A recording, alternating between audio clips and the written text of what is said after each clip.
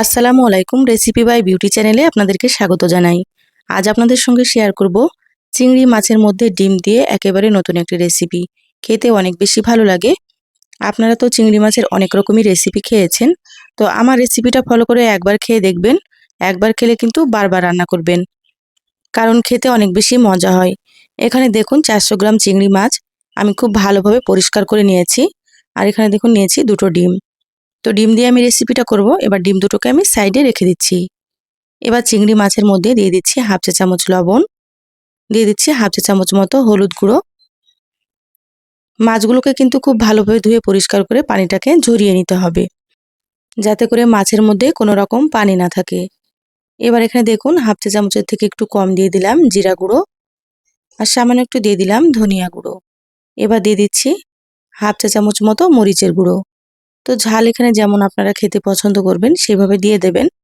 আর দিয়ে দিচ্ছি হাফ চা চামচ এখানে আদা বাটা। এবার আমি এখানে ডিম দুটো দিয়ে দিচ্ছি।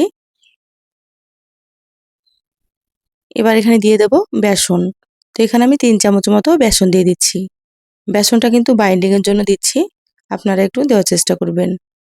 বেসন খুব বেশি দেওয়ার দরকার নেই, আপনারা এখানে 3 চামচ মতো দিয়ে দেবেন, তাহলে হয়ে যাবে।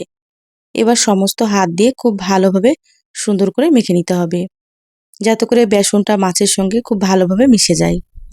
তো আপনারা কিন্তু এই কাজটা হাত দিয়ে করে নেবেন, তাহলে দেখবেন খুব ভালো মতো মাখা হবে।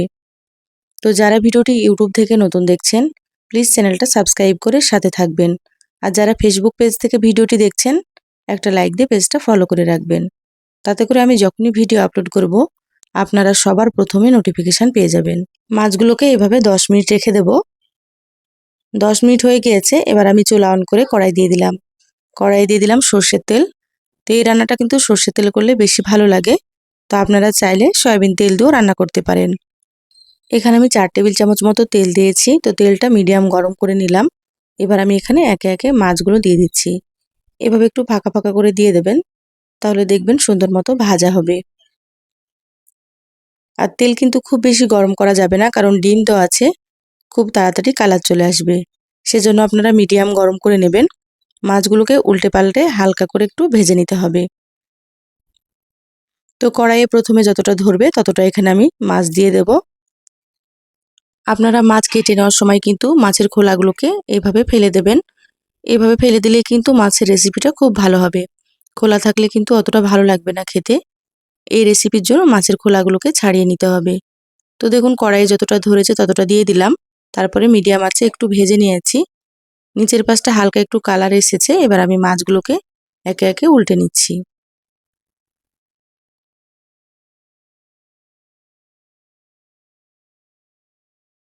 আর এই পর্যায়ে কিন্তু আমি চুলার আঁচটা মিডিয়ামে রেখেছি। মিডিয়ামে রেখে নিচের পাশটা একটু আবারও ভেজে নেব।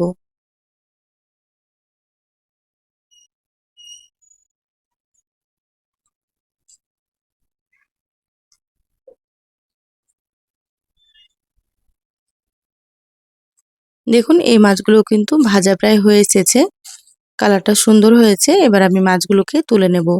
এর থেকে কিন্তু খুব বেশি কড়া করে ভাজা যাবে না।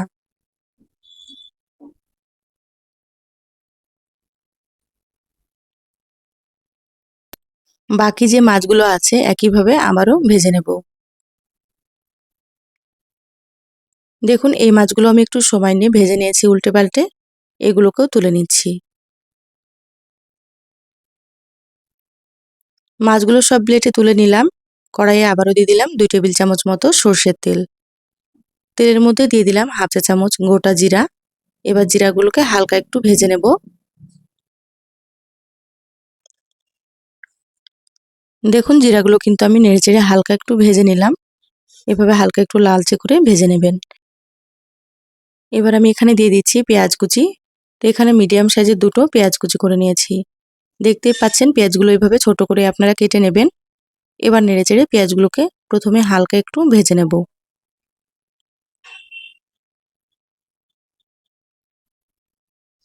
দেখুন পেঁয়াজগুলো হালকা একটু ভেজে নিয়েছি।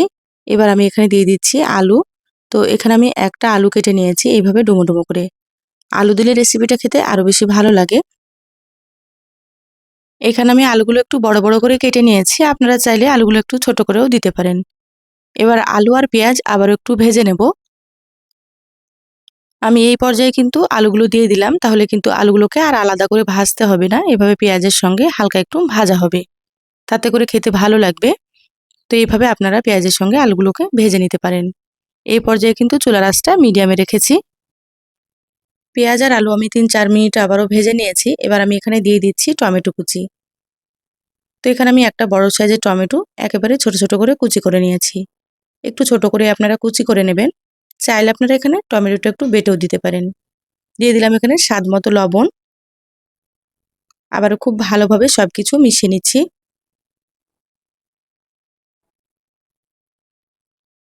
আর লবণ দেওয়ার কারণে কিন্তু টমেটোগুলো একটু তাড়াতাড়ি নরম হয়ে যাবে। এবার দিয়ে দিচ্ছি 1/2 চা চামচ আদা বাটা, আর দিয়ে দিচ্ছি 1/2 চা চামচ রসুন বাটা। সামান্য একটু দিয়ে দিচ্ছি হলুদ গুঁড়ো,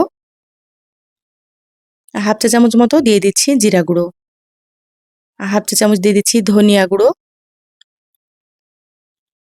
আর এখানে অল্প একটু দিয়ে দিচ্ছি মরিচের গুঁড়ো। তো যেমন ঝাল খেতে পছন্দ করেন সেইভাবে করে এখানে মরিচ দিয়ে দেবেন।